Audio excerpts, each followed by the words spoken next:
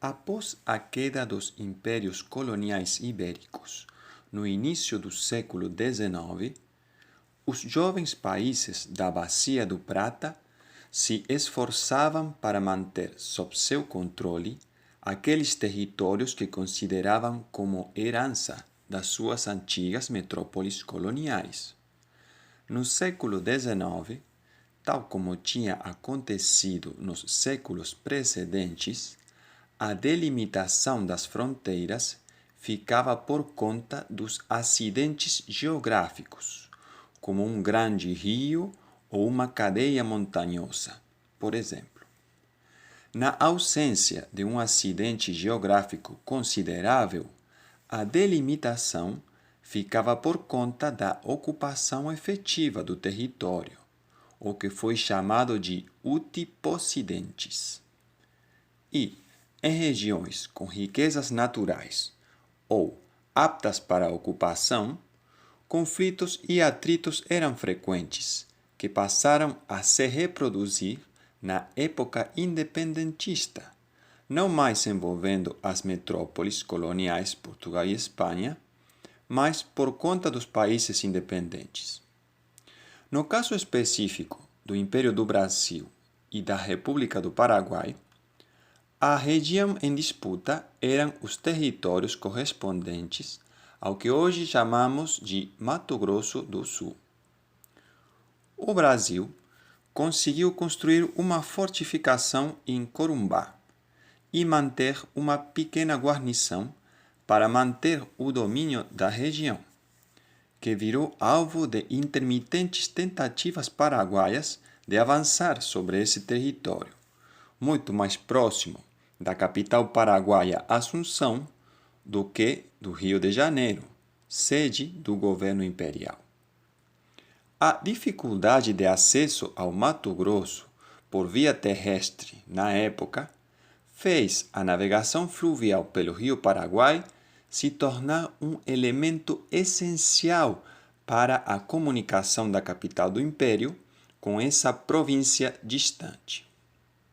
O problema era agravado pelo fato de o Paraguai controlar ambas as margens do rio, o que dava direito, pelos costumes da época, a regular o trânsito de navios estrangeiros, proibindo, por exemplo, a passagem de navios de guerra. Assim, no ano de 1856, após um desentendimento,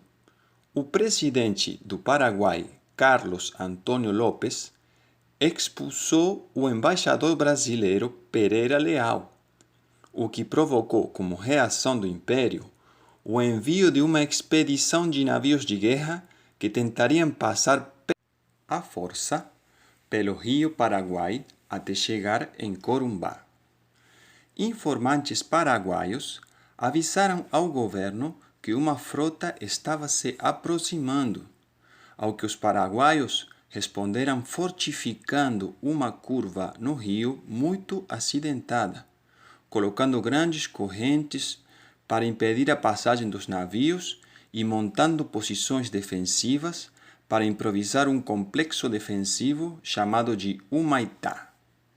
O plano deu certo, ajudado pela incapacidade dos navios brasileiros demasiado grandes para navegar por esse tipo de rio. Diante disso, o comandante brasileiro da expedição, Pedro Ferreira de Oliveira,